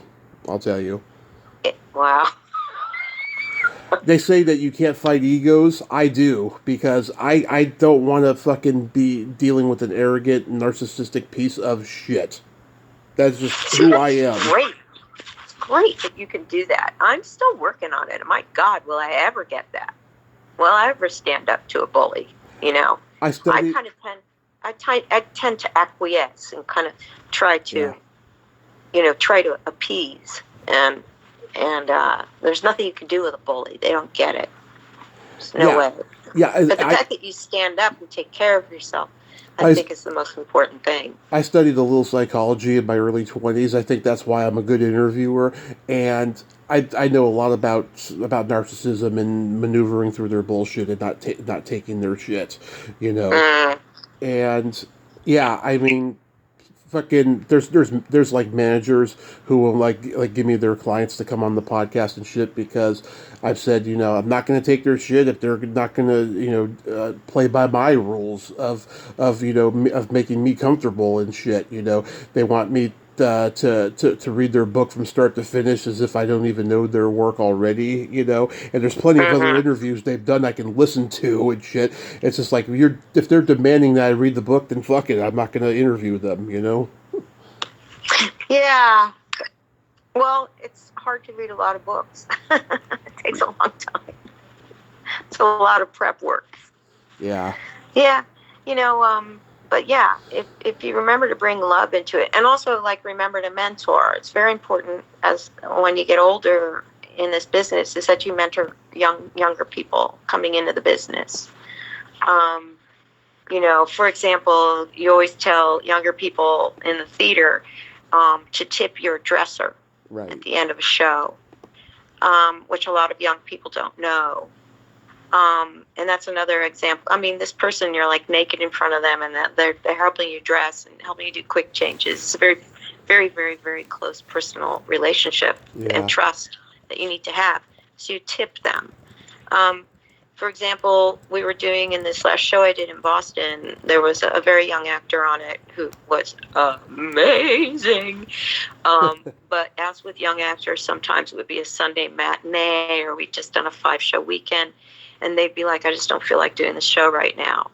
And I would tell them, what you need to remember is that our audience, who are most of them over 50, have had to find a way to get some transportation here.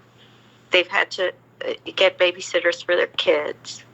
They had to come through the rain. They had to come through the snow. They had to pay a shit ton of money for our tickets. And to remember that they deserve a really, really the best we can give them show. And that's the sort of thing that you can, and that impacts young people. They remember that. And so I really feel as an elder, it's really important to help young actors that way into the world, give them some shortcuts. Because it's a rough business, as we all know, and we hear a million times over and over and over again. But the people that I've stayed close with, the actors who I stayed close with, is they come from love. They come from a place of authenticness. Yeah. They don't, like I say, buy into that, what the manager was saying about this person somehow being not just human. Yeah. Something more than a human, whatever that is. Yeah.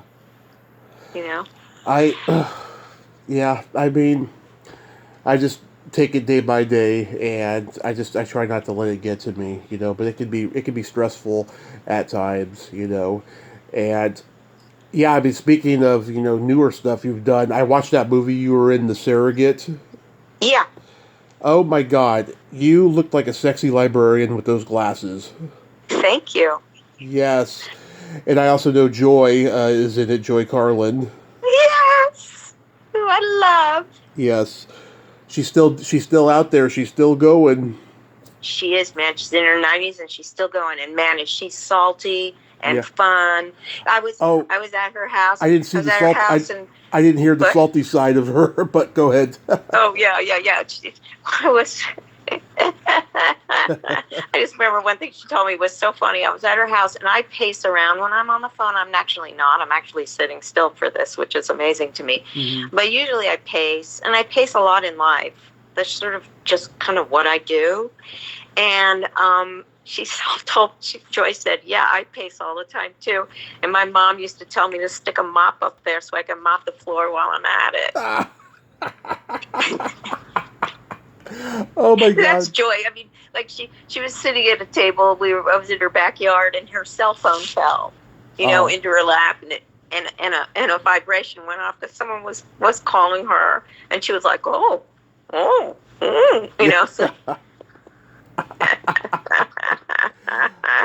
it. Yeah. She's a gem. She is a gem. We were talking about, she was in Smile with Bruce Dern, and yes. Yeah, she and was Ed on Asner, when she worked with Ed Asner. Oh yeah, and I didn't even know that she was part of the Compass Players. And she knew Marilyn Monroe at Lee Strasberg's class. Wow. Isn't it amazing? Yeah. And I think Lou Grant was trying to get into her pants. I'm sure. That was going on. I got to talk to him probably around the same time I talked to you, I remember. And oh my God, I asked him, do you have any upcoming projects? And he was like, you don't know her. Yep, that's him. Yeah. That's him. You know that Lance was in a show called the Lou Grant show that came after the Mary Tyler Moore show. Did you ever see it? Of course. Yeah, that was a good show. It was, but then that whole thing with South America went down, and then the show got canceled. I don't know what was that about. I don't know about this. Oh, about the South American leader. There was some conflict going on, and Ed Asner was supporting it, and he was vocal about it. And then the network, canceled the show because they thought that it was going to hinder the show because of his politics. Oh, I do not remember that at all. But oh my God! Well, it was a covert operation. He always maintained. And this was Central America or South America? I think it was South. Okay, so it wasn't like the okay. Whoa, it wasn't like the Sandinista and all that. This is like 82. 82. It's probably all kinds of underground weapon exchanges going on. Blood, drugs, and guns. Did you watch Narcos? No. I like Narcos. Very bloody, violent, but it's really interesting. It's got Pedro Pascal. Pedro Pascal, is that his name? The guy in The Last of Us. I don't know. He's the lead in Narcos. I'll look it up. It's a new show, The Last of Us. It's great. I'm curious. Growing up in Oakland in the 70s, did you watch Bob Wilkins? Yes. Whenever I talk to somebody who was around in the 70s in the Bay Area, I got to ask about that because it's funny. I watch clips on YouTube. I wish there was full length episodes, and I've interviewed John Stanley, who replaced him. Uh-huh. Now, John, he was on for 5 years and then they canceled him. He he went over to Coffee 20 and they were interested in doing a show over there, just like Creature Features, and Mm-hmm. he never heard back. So then, just as he was about to go to Action 36 and KBHK 44, he got a raise at the San Francisco Chronicle, so he decided to focus on that. And I think he regrets it now because, he's been doing the conventions for like 20 something years, and I think he's Oh, tired of talking wow. about those 5 years. I think he wished he had kept going. He was great. Yeah. I think before Creature Features, there was Shock It To Me. Shock It To Me. It was another like night of horror. You'd see, the Mummy, the Frankenstein. You'd see all the old black and whites, just like on Creature Features. But it was called Shock It To Me, and I think he may have been the host for that as well. I can't remember. Yeah, he did have one in Sacramento that I think played in the Bay Area as well. Yeah. It is great. Yeah. Yeah. We were lucky that we had that. That was local, a local station that went on. It just went off the air. How long ago? It lasted. The show Creature Features. It was from 71 to 84. Wow, so it lasted that long. Yeah. Yeah, by the time I came of age, it was done. But we had when I was growing up, we had Captain USA and Rhonda Shear and Gilbert Gottfried on USA Up All Night, and Joe Bob Briggs. I didn't get to see the movie channel era because even though Mom got free cable, that channel was the only channel that wasn't free, and it was expensive. So I had to wait until TNT Monster Vision to see Joe Bob Briggs. Oh. Yeah. I remember that. Yeah, you really came up during the MTV generation, right? I did. I did. Yeah, your era. Yeah. Did you get MTV? That was also cable. I watched everything on MTV, the videos, Beavis and Butthead, the comedy half hour. Me too. Yeah, Liquid Television. Yes. All that stuff. Liquid Television, I talked to some people who worked on that show, and they said they were often dropping acid. Yeah. It's obvious. Which gives you a sense of the other guy who did a lot of psychedelics is the guy who created Gumby. Yeah. He did a lot of his clay animation were visions from being on LSD. I'm thinking about reaching out to Duffy. What's his name? Oh, Karen Duffy. She was one of the VJs. Oh yeah. Yeah. Oh my God, yeah. And then Quinn. There was one named her last name was Quinn. Martha Quinn. Martha Quinn. She was a little hottie. Nina Blackwood. I got to interview her a couple years ago for the 40th anniversary of MTV. Oh, that's great. Yeah. That must have been a fun interview. It was a little terrifying for me because she's such a legend, and yeah. I asked her if Madonna's belly button caused controversy because of that video for Lucky Star, and she said, no, it didn't. She said what? She said, no, it didn't. And I'm like, wow, because it was so groundbreaking, Yeah, it was right. Oh my God. Yeah, because that's when Madonna was just coming out. Yeah. Yeah, I remember when I was in New York. I remember one of the VJs lived in the building, and I remember just thinking he was just they were idols in those days. Yeah. Those VJs were idols. Yeah, JJ and Mark Goodwin and Kurt Loder later. Yeah. Yeah, Kurt Loder. Adam Curry, he's been credited as the inventor of the MP3s for podcasts. Really? Yeah. That's cool. Mm-hmm. Yeah, so That's so awesome. So you were in Boston doing a play, you said? Yeah, I was just at Boston at the Huntington, Mm-hmm. which I got to know Boston. My first 2 weeks there, I got COVID. Mm-hmm. My very first time. So I had to miss the first 2 weeks of rehearsal. So it was quite a trip. But it ended up, we got Bravos and standing ovations and best top 10 production, Boston. And it's like I got some beautiful rave reviews. And so it was just a wonderful experience, except for the fact that I came in at the 1.5 week before opening. Yeah. And I was the lead. So Love it. it was an amazing experience. I mean, when you get to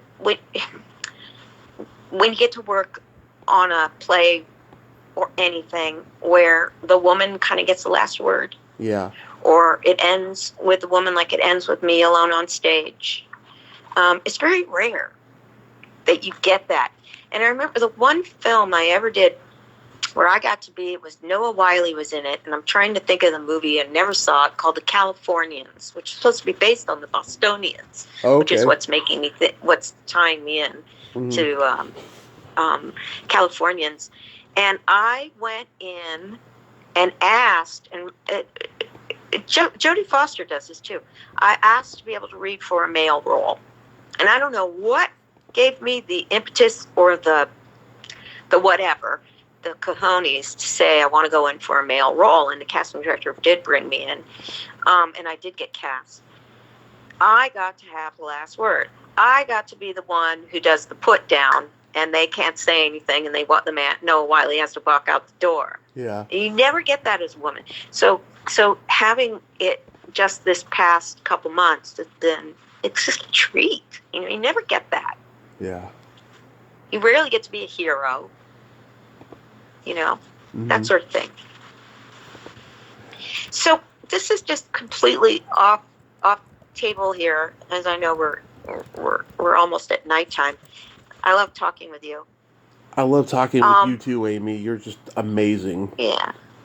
How many years were you? Tell me a little bit about your homeless experience, if you don't mind talking about it. I mean, how old were you? How old when? Yeah. How old were you when you had to be homeless with your mom? Oh, that happened end of 2013, and it lasted overall until early 2017. I moved in with her that April. She moved in January. I had stuff to do in my situation that I had to take care of before I went and moved in with her. So it was 3.5 years. Wow. And then within weeks, I started the podcast, like 3.5, 4 weeks. Wow. Good for you. Because I figured... Wow, Tommy, you've been through it. I've been through the ringer, I'll tell you. I've been through the ringer. But you tell me you're in a good place. It's really good. Because when I talked to you last time, you were in a rougher place. Yeah, because... Okay, COVID happened. I was thinking the world's going to end. So I'm just, doing everything I can to, live it up because, all this could like blow up with me, an apocalypse or something. But now, I mean, even with, proof that maybe it still could happen, at least I'm a little bit happier now and I could be optimistic and not negative, Right on, Tommy. Yeah. I'm happy for you. Thank you. I'm so happy for you. Keep going, man. I will. So, do you have any upcoming? Anything you're gonna do? I don't know yet. It's sort of things in the air. So I'm not sure. I had to. Going to Boston was the first time that I actually got to go out of town to work, to film or work or anything. Because my brother, I think the last time we talked, I mentioned that I have a special needs brother. Yeah, how's he doing, by the way? Yeah, well, see, since I talked to you, he almost died. I went through 2 years of in and out of the hospital, he was in the hospital. Uh-huh. He went into a horrible nursing facility up in Auburn, California, where it was like 3-room. I would come visit him, and I go, "What happened to your, Bob, who was like in the bed next door?" And he would always say, "Oh, he went to the COVID ward." So he had people dying left and right, but they would tell him, "Oh, they went to the COVID ward." It was just a nightmare. Oh. And so for 2 years, I could not leave town. I could not go out of town to work. Yeah.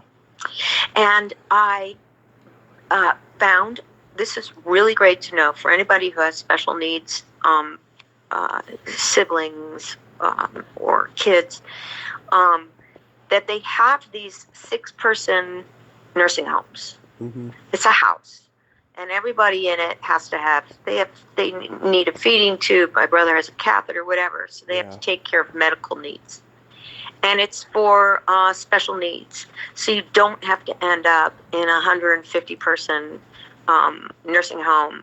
So I got in that situation, and I'm telling you, man, I don't know how I did it. I had to go through Medi-Cal. I had to go through Social Security. I had to go through. I mean, I'm sure you're familiar with this. Yes, indeed. Disability. The piles and piles and piles of paper. And he's in this place now. He has his own room, and he can't walk.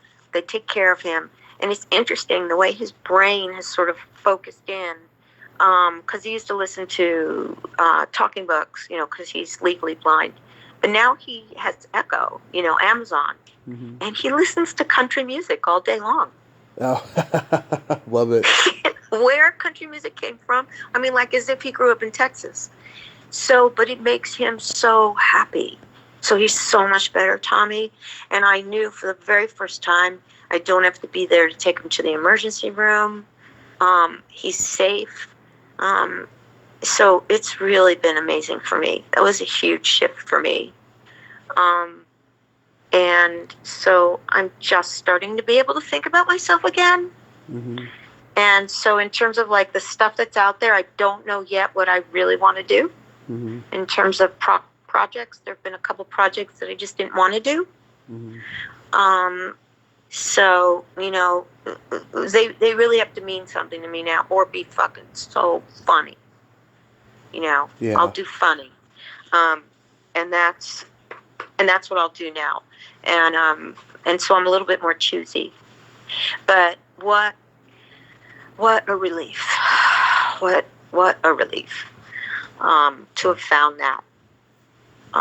So anyone who has a sibling or, and it doesn't have parents, same kind of thing where you're taking care of it, just know you go to your social worker or their social worker and tell them about these 6-person nursing houses.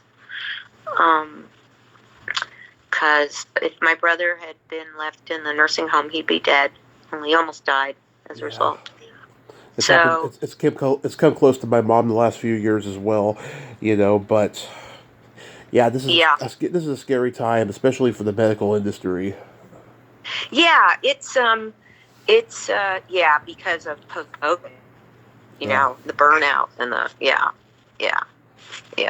it's been an interesting time for a while though. Well, if you get into a theater production, I'm over here in Modesto now. I can come see you. Oh yeah, is Modesto's close to Sacramento? Because I might do it. I'll totally let you know. That would be fantastic. Yeah, just across the bridge. See you in person. Yeah, just across the bridge, in the East Bay. Yes, right on. So you like where you're living? It's okay. I mean, we plan on getting another place at some point this year, but this is just for now. It's a nice little place. Yeah. Good, Tommy. I'm happy to hear it. Yes, I got a couple jokes for you. Okay, go for it. What do you call a boy that doesn't masturbate? What do you call a boy that doesn't masturbate? A liar. A liar. That is true. You know the difference between tofu and a dildo? What's the difference between tofu? No, I don't. They are meat substitutes. Well, that's true.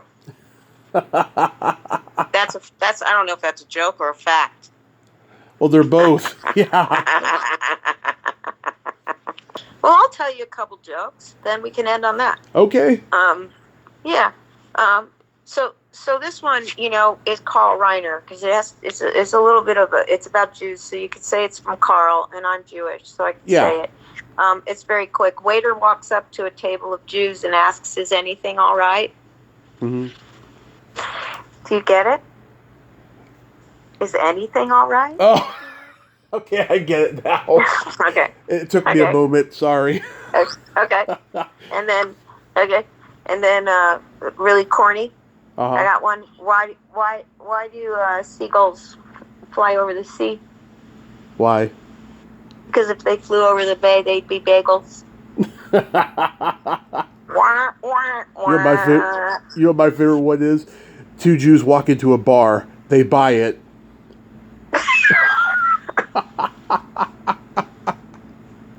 Okay, I'm not going to say any more. I'm not Jewish. I'm not going to say any more. No.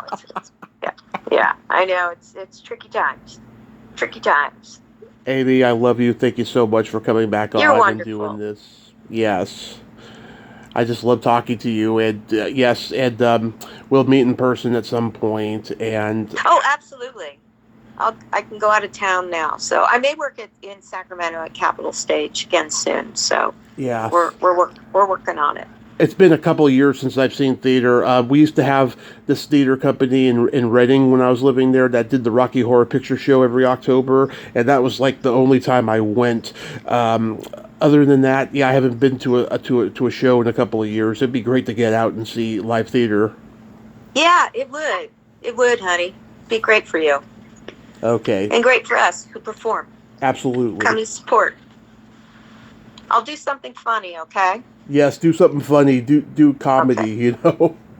Yeah, that's what I want to do. Like Miss Reardon drinks a little or something. Yeah, it's got to be fucking funny. That's kind of what I want to do right now. Okay. That's my thing. All right. Keep it laughing, man. All right, sweetheart. All right, hon. Good night. You take good care, okay? You too. See you in person. See you in person. Bye-bye. Bye-bye. Well, there you have it. Amy Resnick, ain't she a sweetheart? Oh my God, we're closing in on almost 2 hours here. I friggin' loved it. I loved every moment of talking to Amy Resnick, not just about entertainment but life. She is just so wise and full of wisdom and just so wonderful. I just adore Amy Resnick. She is a national treasure, and I hope she does a play close to here so I can go see her and then we can hang out. That would be so awesome. Thank you so much, my lucky stars, for Amy Resnick. Well, until next time, this is Tommy Throwback Kovac saying, there's no shame in living in the past, because the present sucks. Later, dudes! Oh, and watch those Paper Dolls reunions on YouTube. And Amy is so cute in them. Later, dudes!